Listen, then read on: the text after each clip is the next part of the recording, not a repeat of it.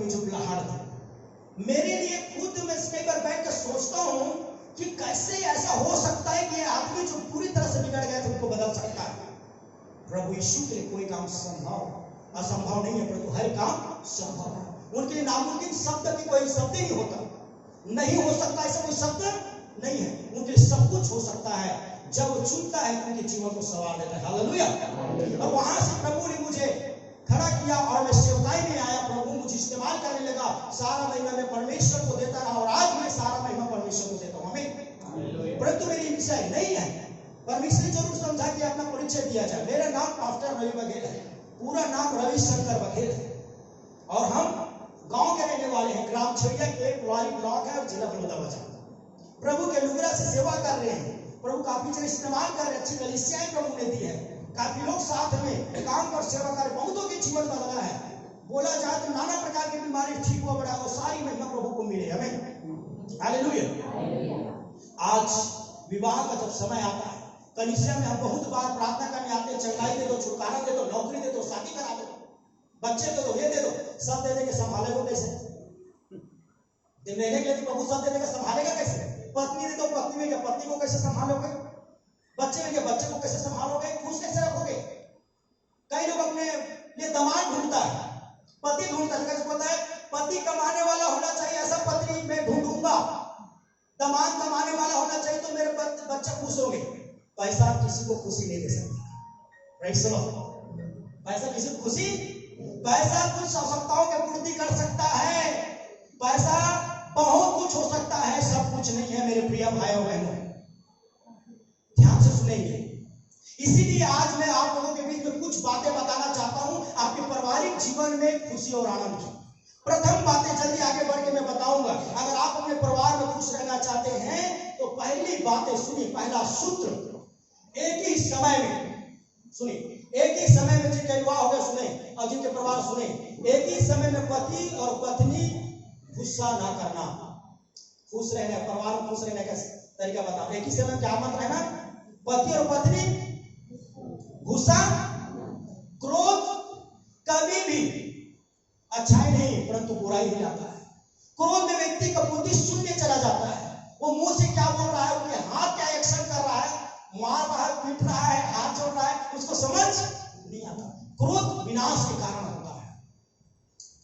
और पति और पत्नी के बीच बहुत सी बातें में उच्च नीच मतभेद होता है, परंतु हम एक समय में गुस्सा नहीं करना चाहते।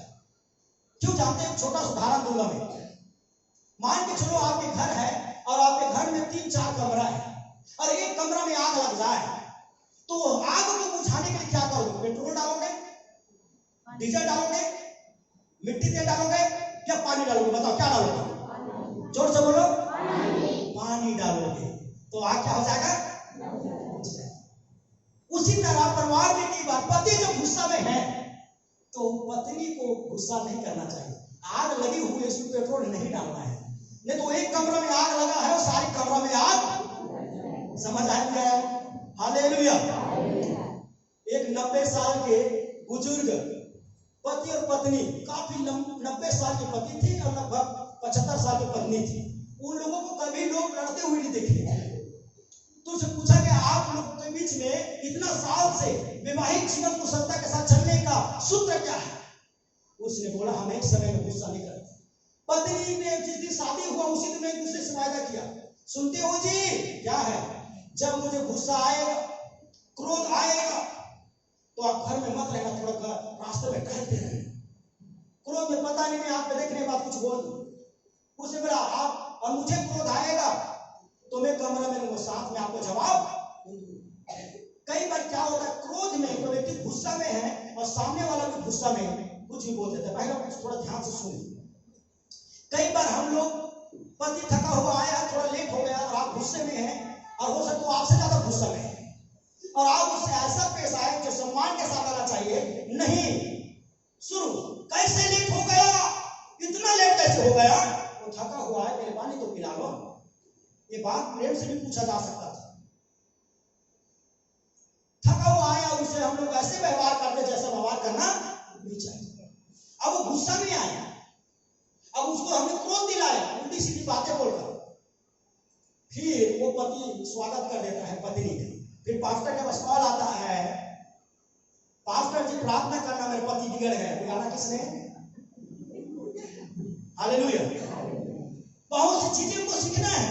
विवाह करने से, केवल विवाह करने से नहीं, परंतु विवाह में कैसे चलना है। पति पत्नी के बीच में छोटी बड़ी बातें होती रहती है, कुछ बातें कभी कुछ बातें घटी होती रहती है, परंतु उसको किस तरह से हम शालीनता के साथ, संयम के साथ आगे बढ़ाएं, बहुत महत्वपूर्ण है मेरे प्रिय भाई बहन। इफिसियों के पत्र में लिखा, क्रोध तो करो पर सूर्यास्त होने से पहले तुम्हारा क्रोध क्या हो जाए? शांत हो जाए। इतना क्रोध मत करो। कहते हैं क्रोध को इंग्लिश में क्या बोलते हैं? जी को जानते हैं क्या? मुझे थोड़ा इंग्लिश कम आता है, कोई बताएंगे क्या? इंग्लिश बोलते हैं,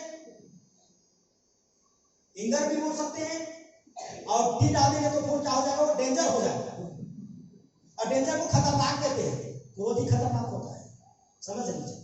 क्रोध कभी भी परिवार का निर्माण, क्रोध में लिया गया निर्णय, छोटी सी बातों में झगड़ा करो, मैं मायके जा रही हूँ, क्रोध में बोलकर आ गया, इसका वो हर्ट होकर पति का मुंह नहीं लाएगा।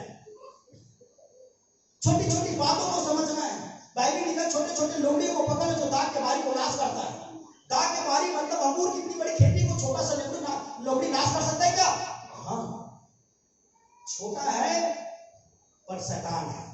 इसी तरह जो छोटा होता है, छोटा सा क्रोध करता हूं, ये छोटी सी बोलते नहीं, नाव किसमें चलता है? नदी में, पानी में।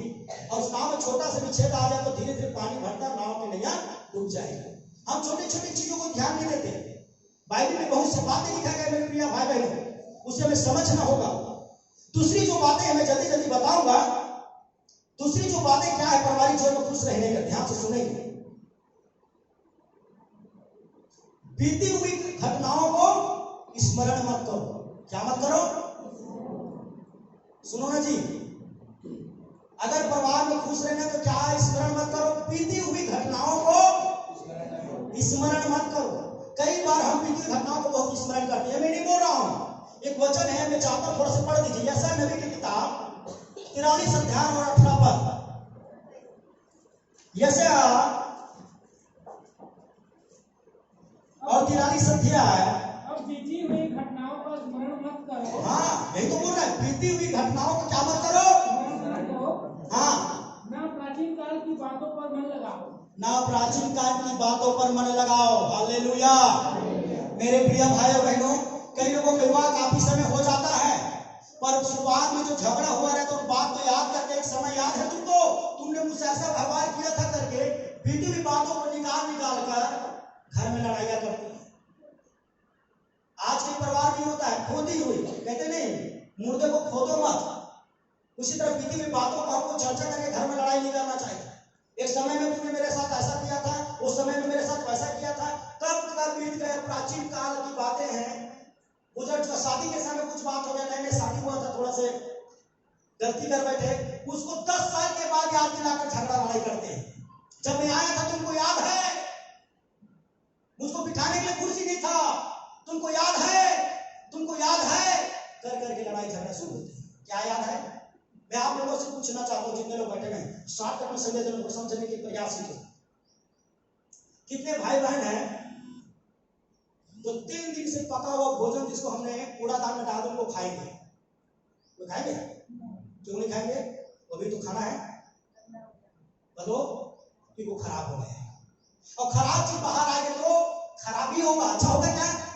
उसी तरह बुखारी के जीवन में प्राचीन काल आरंभ जो होता है, कई लोगों का अच्छा नहीं होता, गरीबी में बीच रहता है, थोड़ा सी सीखने की स्थिति में रहते हैं, कुछ बातों को सीखने की जरूरत पड़ रहा है, उससे बहुत सी गलतियां पति पत्नी के बीच में होते हैं, परिवार के बीच में हो जाते हैं, सास के बीच में हो जाते हैं, दोनों परिवार के बीच में हो जाते हैं। अब उन बातों को याद कर करके सुनिए, आप जुड़वा हो रहे लोग भी, आप सभी, कई बार ऐसा होता है कि ससुराल आ गया, ससुराल में आरंभ में नहीं जाते थे, उतना शिक्षित नहीं है, सम्मान करने नहीं जाना, अब 10 साल हो गए उसी बात को ले लेकर हम मन में मन मुटा लेकर चल रहे हैं।